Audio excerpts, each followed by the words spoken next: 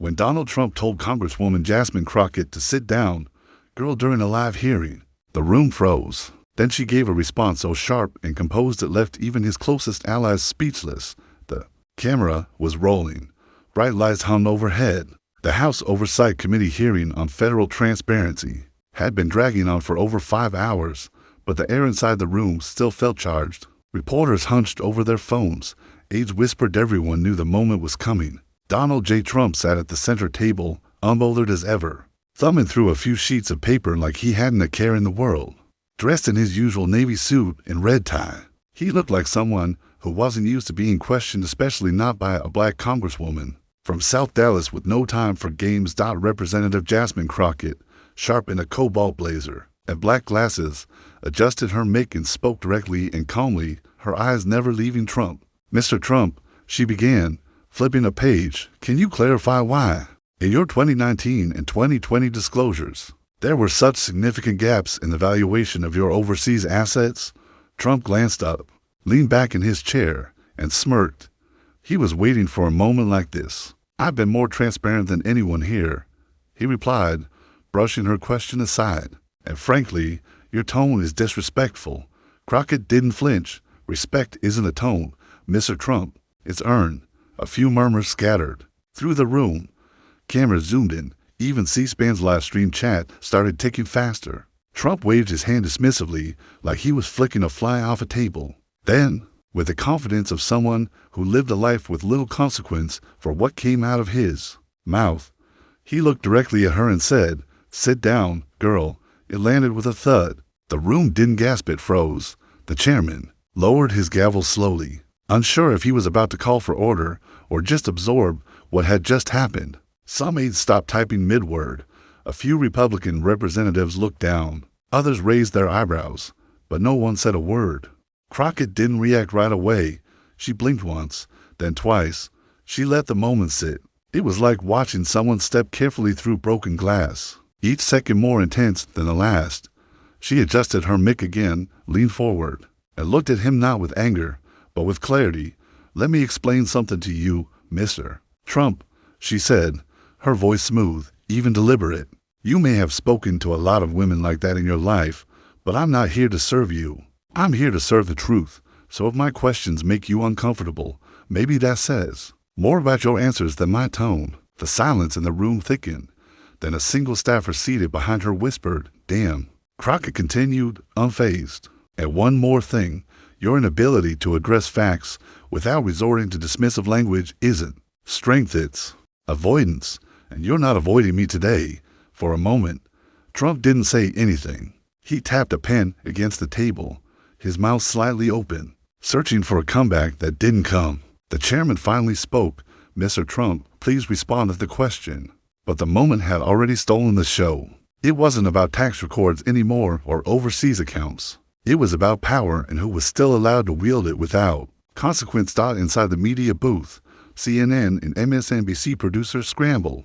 "Clip that one," someone said. "That's going everywhere online." It didn't take long. Within 15 minutes, the exchange had been clipped, shared, captioned, and reposted Twitter, Facebook, even TikTok. The phrase "sit down, girl" trended globally within the hour, but not for the reason Trump might have imagined. And somewhere in Fort Worth, an elderly woman paused her ironing to rewatch the clip again. Eyes wide, shaking her head. "Lord have mercy," she whispered. That girl just told him. But Crockett's words weren't just a comeback, they touched something deeper. And that's when things started to shift. You could feel it, that quiet tension after something crosses a line, and nobody quite knows what to say next. The hearing room had seen plenty of heated exchanges over the years, shouting matches, walkouts, even tears. But this wasn't any of that.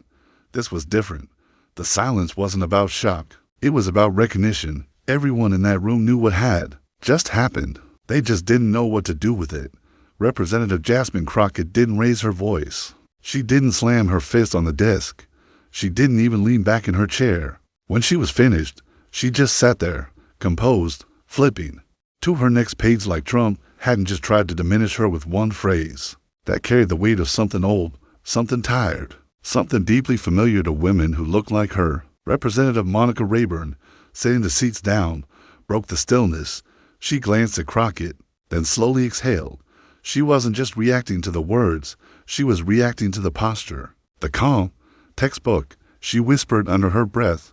That's how you handle it. Across the aisle, Representative Neil Camden scribbled something into his notebook and whispered to his assistant. She just turned the room upside down. Trump's face, on the other hand, had changed.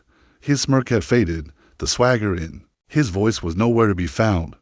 He looked not shaken, but annoyed, confused. Maybe like someone had taken a swing at him in a language he didn't understand. Still, he tried to regain footing. I'm just saying, he muttered, loud enough to be picked up by the mic, that there's a way to talk to people. But no one answered him, not right away. It was like the spell had shifted from everyone watching her to everyone watching him, and that, perhaps, was what shook him most. The chairman tapped his gavel not to scold, but to move forward. Let's proceed, he said. Representative Crockett, you have the floor. As she did in more ways than one, Crockett resumed her questions with the same tone. She never referred to what had just happened. She didn't need to. The moment had done its job. Now it would carry itself outside the Capitol. The news vans had already started adjusting their banners. Trump tells Representative Crockett, sit down. Girl, during heated exchange, inside cable newsrooms, producers were barking into headsets. Cut from the budget segment. Go with Crockett. Get the full clip. And in living rooms across the country, people were rewinding, rewatching, sharing it with their spouses, texting it to co-workers. At a bar in Columbus, Ohio. The teachers on their lunch break sat in stunned silence, watching it play out on a muted TV. One of them, Janice, mouthed the words. Did he really just say that? Her friend nodded, eyes still fixed on the screen. She handled it like a sniper. In a college dorm in Tempe, a political science major named Malik Thomas opened his laptop and started a thread titled, Why This Crockett Moment Matters More Than You Think. By the next morning, it had over 90,000 shares. Meanwhile, inside the Capitol, journalists hovered outside the chamber, waiting for the hearing to adjourn. Everyone was trying to position themselves near Crockett, but her team had already locked things down. She wouldn't be giving a statement yet, not today. She walked out quietly, flanked by her aides, avoiding eye contact with the cameras. Someone tried to shout a question, but she didn't stop. Her body language said it all. She wasn't looking to go viral. She was doing her job.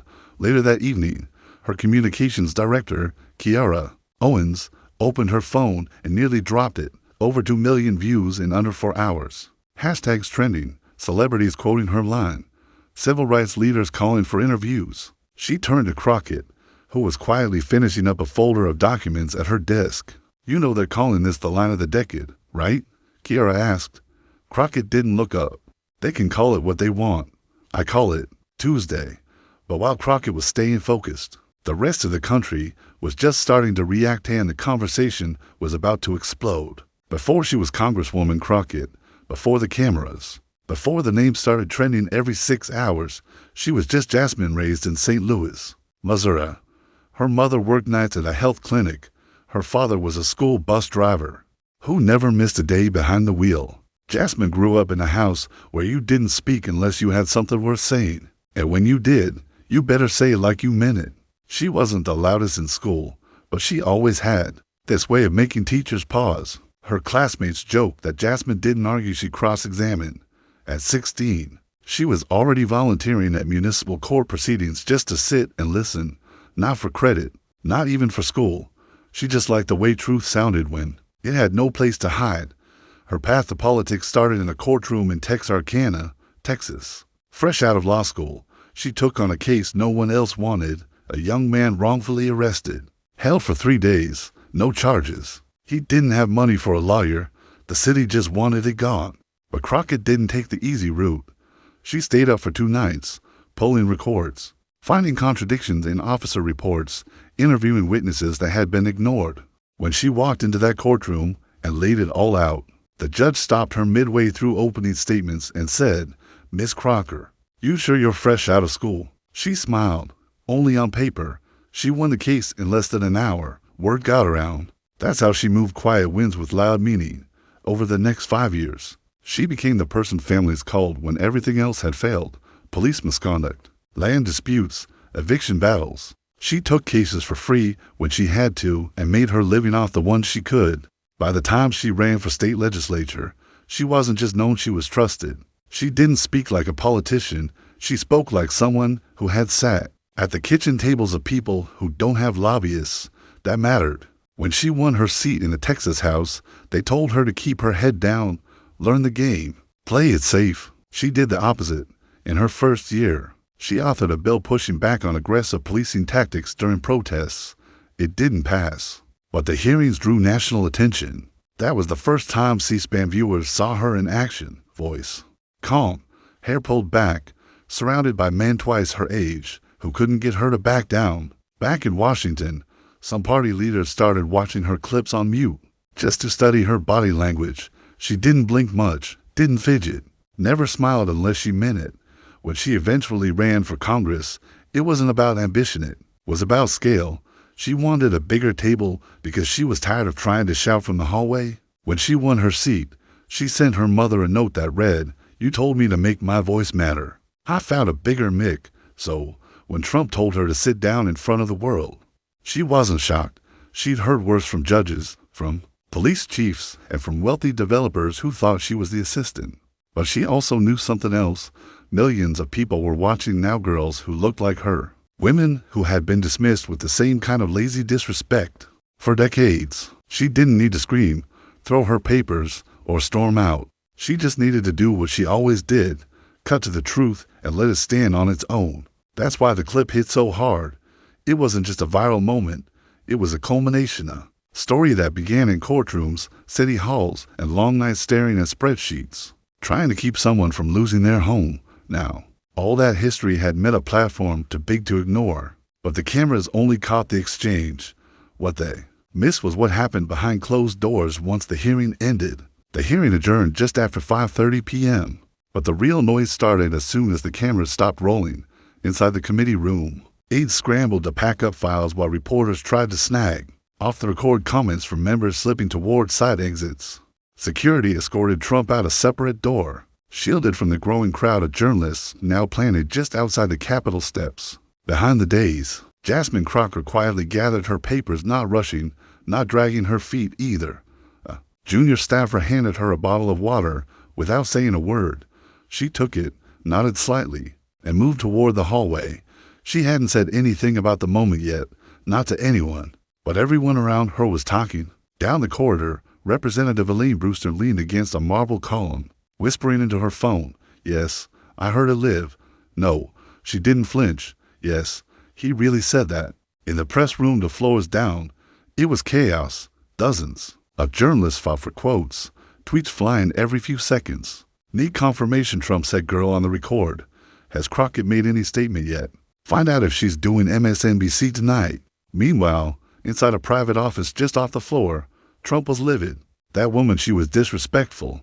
He snapped to one of his advisors. "I was answering the damn question." The advisor didn't respond. He just stood there, watching. A team of PR strategists huddled by the window, debating whether to release a statement or let it die down. "Should we spin it as banner?" someone asked. "No," another said. The tone was off. She came across sharp, serious. "You try to make it a joke, you'll look worse," one aide muttered. "We should have seen it coming. She's got a courtroom mouth." Trump heard that part. What?" he asked, "meaning she doesn't fall for bait." The aide said, "She waits for you to hang yourself."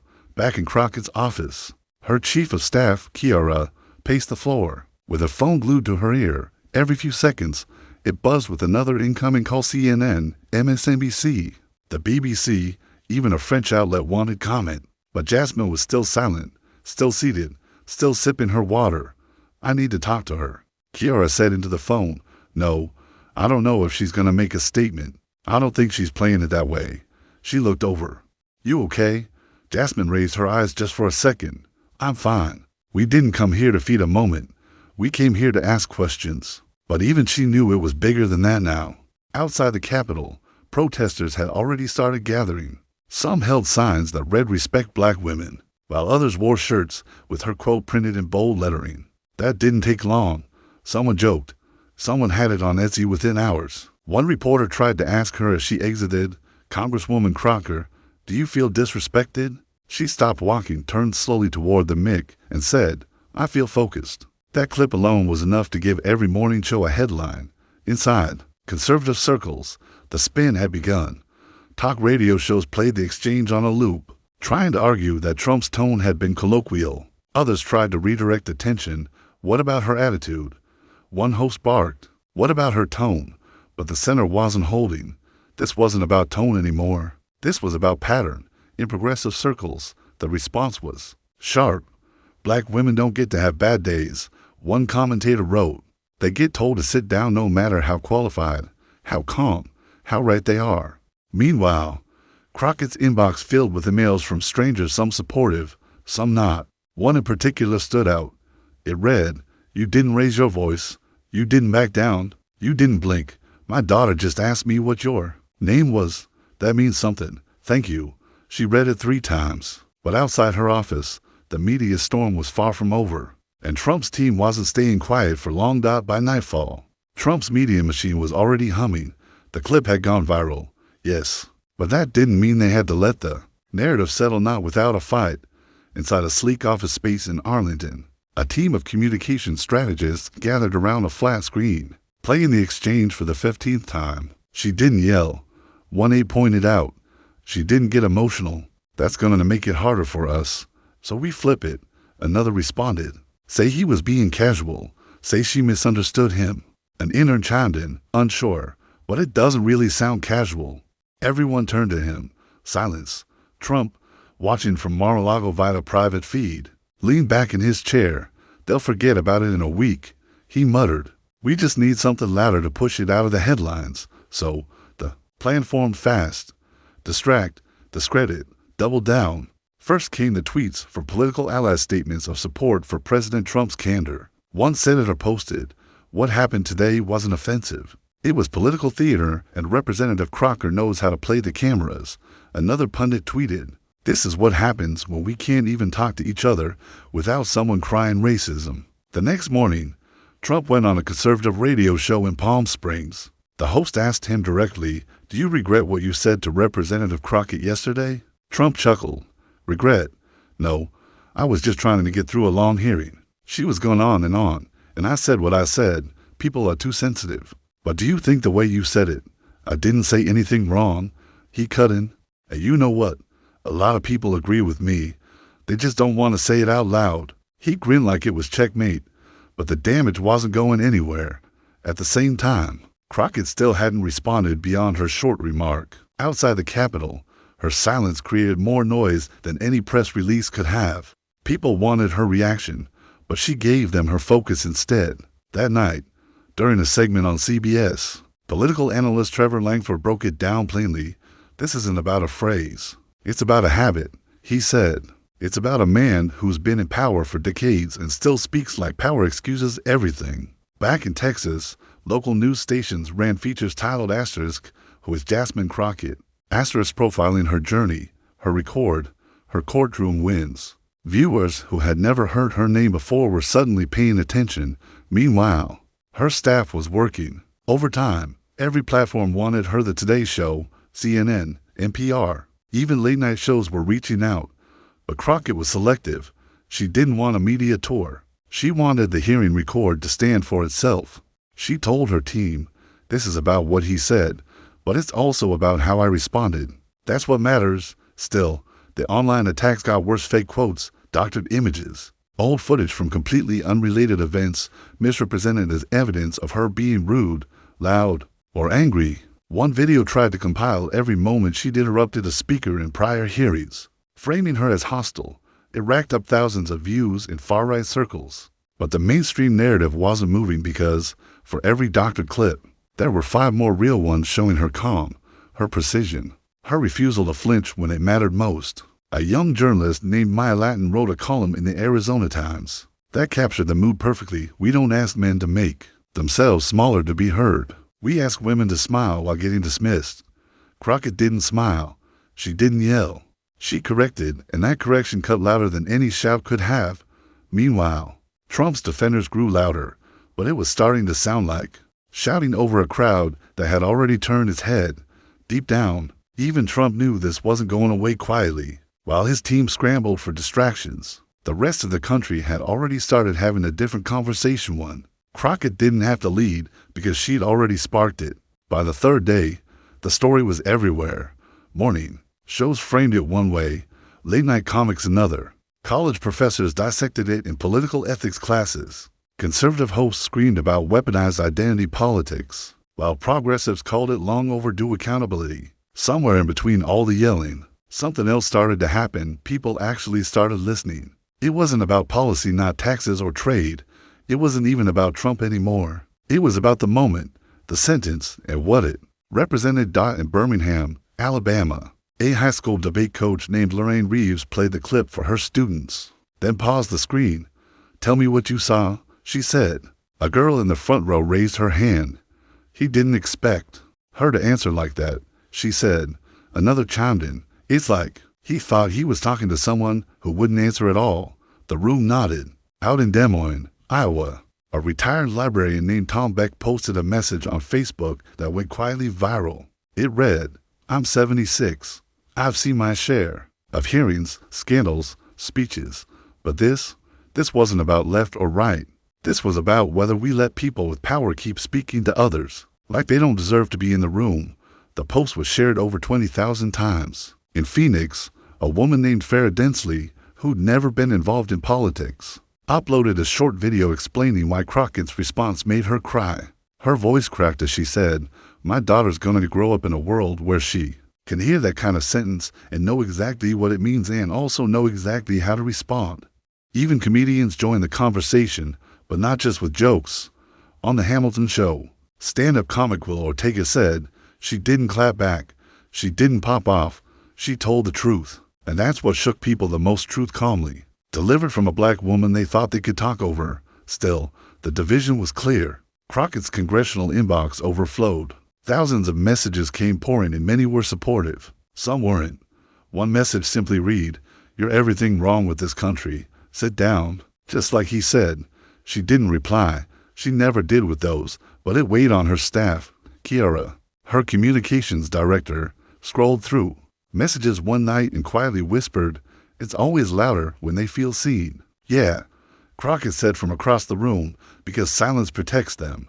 By now, social media had adopted Crockett as both symbol and standard. Black women quoted her in Instagram captions. Young girls posted side-by-side images of her and other barrier-breaking women in politics.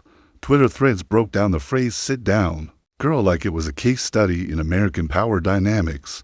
But it wasn't just commentary anymore. Something shifted when a group of middle-aged women in Spokane, Washington, organized a letter-writing campaign to send Crockett handwritten notes of gratitude. Over 300 envelopes arrived by the end of the week. Then came the poll numbers.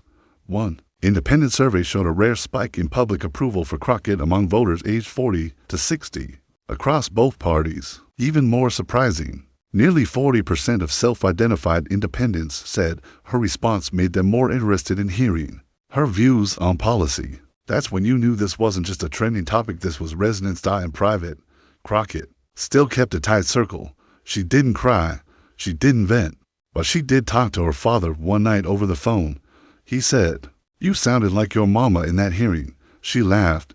She would have thrown her shoe. "Nah," he said. She would have made him hand it back to her first. It was a rare moment of lightness in a week that had turned heavier than anyone expected. Because even as the country argued, dissected, defended, and posted, one truth remained unchanged. Crockett didn't ask for this moment, she just didn't run from it. But what no one expected was that one quiet response would spark something much louder. Just a few days later, a letter from someone she'd never met arrived. 3 days after the hearing, the national conversation stopped being about just Jasmine Crockett and Donald Trump. It started expanding, stretching into the corners of American life that rarely make it on cable news. People started talking, not just tweeting or reposting, but really talking about what it means to be heard when you're not the expected voice in the room, especially when that room holds power. In a university auditorium in Boulder, Colorado, Professor Shelby Gaines stood in front of a packed class, chalk in hand, replaying Crockett's response from the hearing. "This," she said, circling the word truth on the board, "is what composure sounds like when it stands next to power. One student raised his hand and asked, "Why did it go so viral?" "I mean," he said worse. Professor Gaines nodded. "Because sometimes it's not the words, it's the setting. It's who they're said to and who refuses to shrink when they are." Meanwhile, back in Dallas, Reverend Carl Winston preached a Sunday sermon without notes, walking the aisles of his small church, his voice full of something raw. "They told her to sit down," he said, "but she sat in her truth, and that, church, is resistance." A few miles away, at a black-owned coffee shop near South Lamar, regulars argued over lattes and headlines. She played it perfect.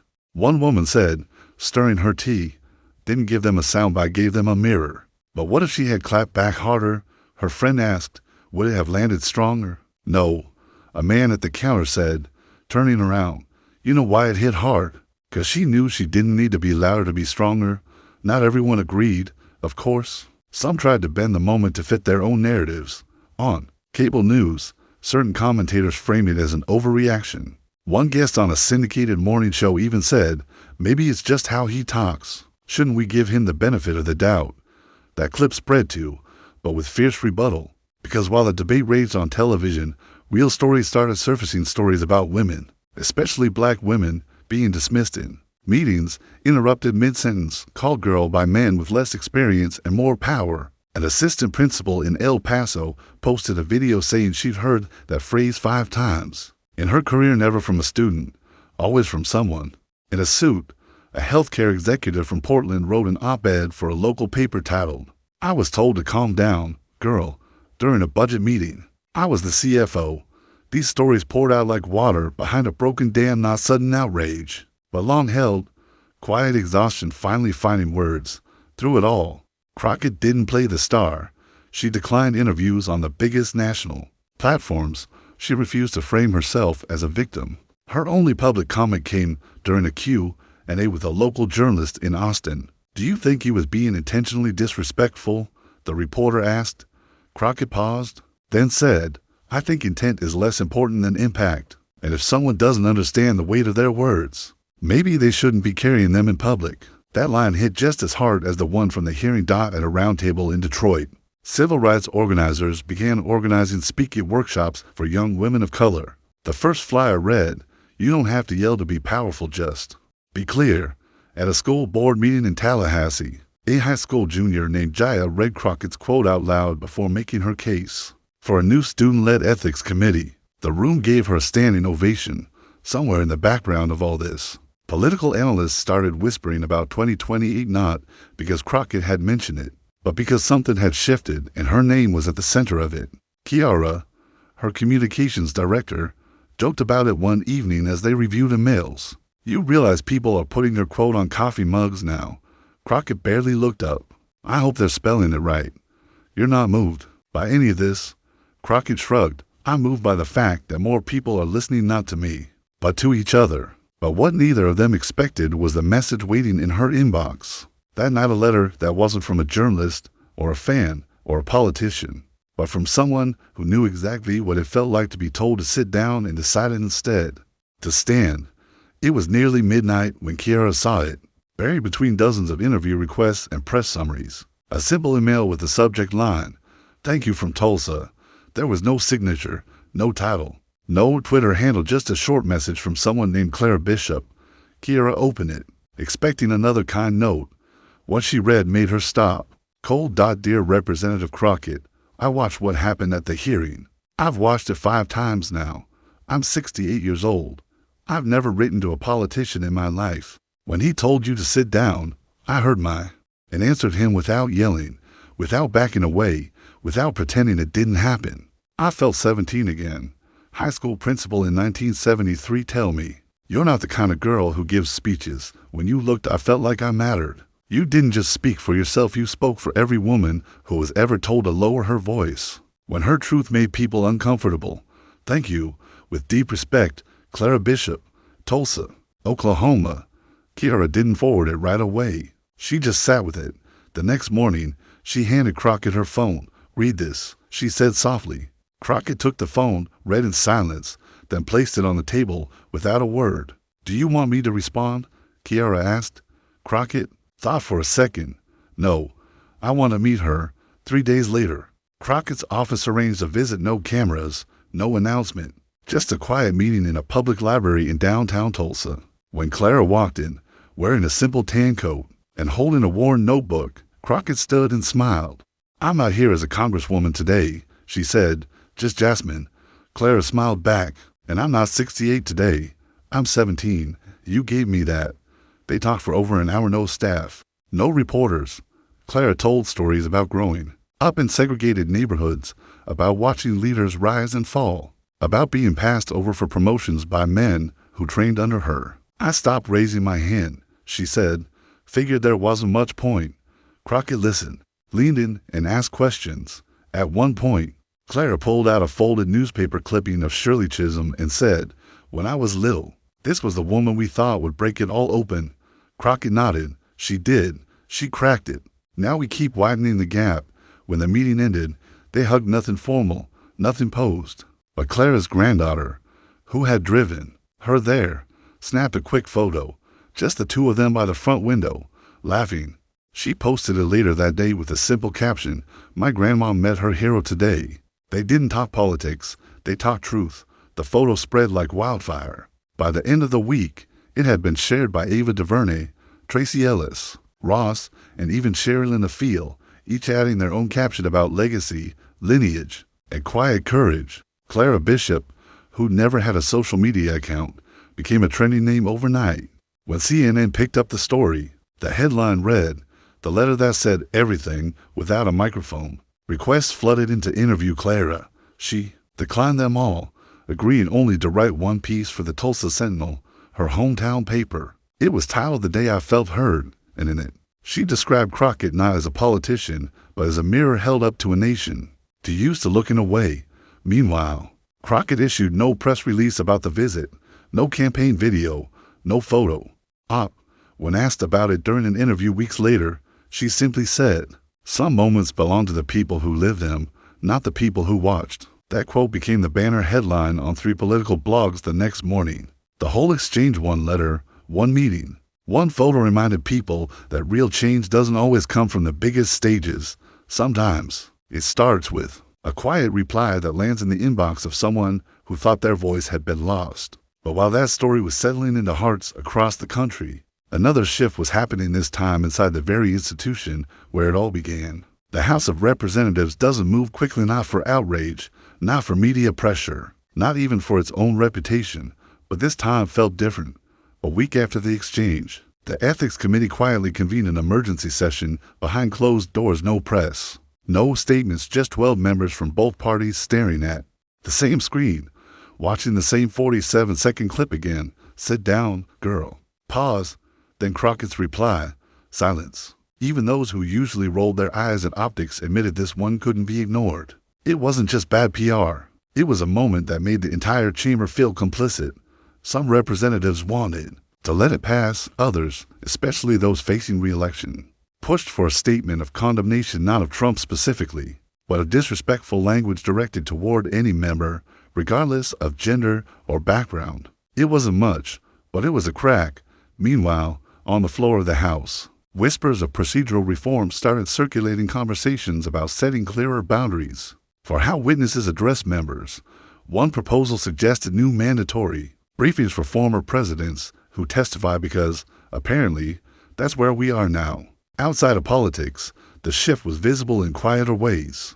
Crockett was invited to speak at Stanford School of Government, then Harvard Law, then a surprise invitation from a small community college in Jackson, Mississippi. She accepted all three. At Stanford, she opened her remarks not with a story about the hearing, but with a story about her first landlord case as a public defender. "These people weren't waiting for headlines," she said.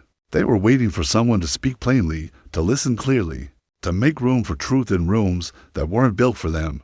At Harvard, she spoke about tone, the ways women of color are told their volume is too loud, even when they whisper, their questions too aggressive, even when they're fair. And in Jackson, she broke from her notes entirely and asked the room, "What do you do when someone tells you to sit down politely, cruelly, or quietly?" A student in the front row said, "You stand anyway."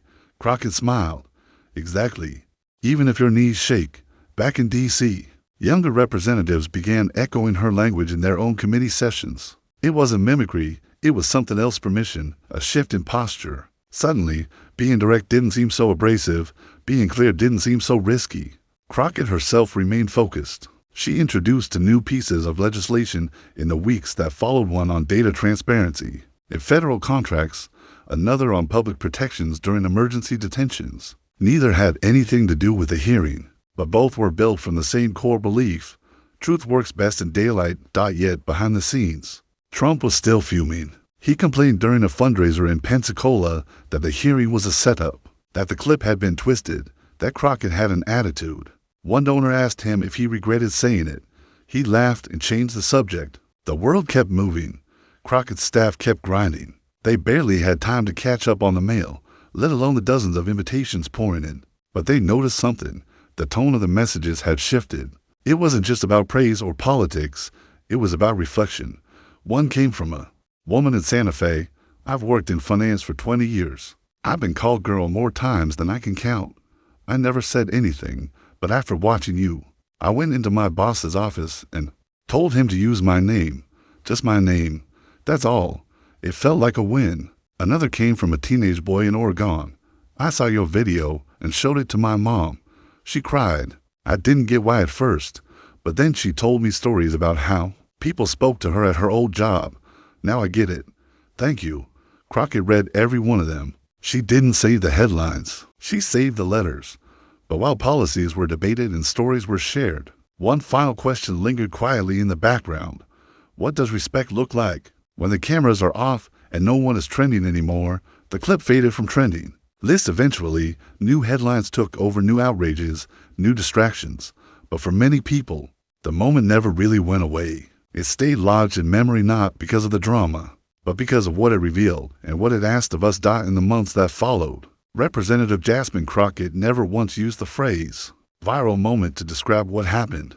She never called it historic, never leaned into the fame, never gave the media what it wanted: a polished narrative with a clean arc and a big glossy ending. Because Crockett knew better than most.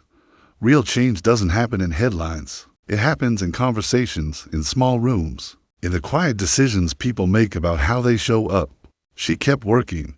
She showed up to hearings, kept her questions sharp, and wrote legislation that most people will never read, but that will affect real lives. She met with constituents in strip malls, church basements, and high school auditoriums, answering questions about housing, healthcare, and transit like none of the viral stuff had ever happened. And that's what made people respect her more, not the clapback, not the attention, but the steadiness. She didn't turn the moment into a brand. She let it become a reference point, a proof of what it looks like to hold your ground without turning your voice into a weapon. That's what stuck with people. A teacher in Flagstaff said it best during a parent-teacher forum. "My daughter watched that video. She didn't see a woman being disrespected. She saw a woman respond like she knew who she was. That matters in an age of overreaction." Crockett's calm became radical. Because here's the truth. There are still too many rooms in this country where respect is unevenly distributed, too many tables where certain people are expected to stay quiet, too many conversations where power expects obedience, not honesty. But moments like this don't just expose the cracks. They also show us who's ready to push back without flinching. Crockett didn't win a battle that day. She didn't destroy anyone or shut down anything. What she did was remind us what strength actually looks like. It's not always volume. It's not always fire. Sometimes it's stillness. Sometimes it's the ability to let someone show their hand while you hold your ground. And sometimes it's just saying, "You don't get to talk to me like that." Simple, clear, undeniable. So, what's the lesson here? Maybe it's this. If you know who you are, you don't need to prove anything in the moment. You just need to be consistent. When someone tries to shrink you, don't match their energy, hold yours. Because sooner or later, people will see the difference. They'll remember the way you carried yourself, the way you didn't flinch, the way you made it clear without being cruel, and that stays with them. So whether you're in a courtroom, a classroom, an office, or a hearing on live television, speak with purpose. Ask questions that matter, and when someone tries to diminish you with one sentence, answer with one that echoes longer, because that's how truth travels. And if this story moved you, if it reminded you of someone you know or something you've been through, or time you stayed silent when you should have spoken up. Don't let us stop here. Share the story, start the conversation, and subscribe for more content that goes deeper than the headlines. We're not here for the noise. We're here for what matters.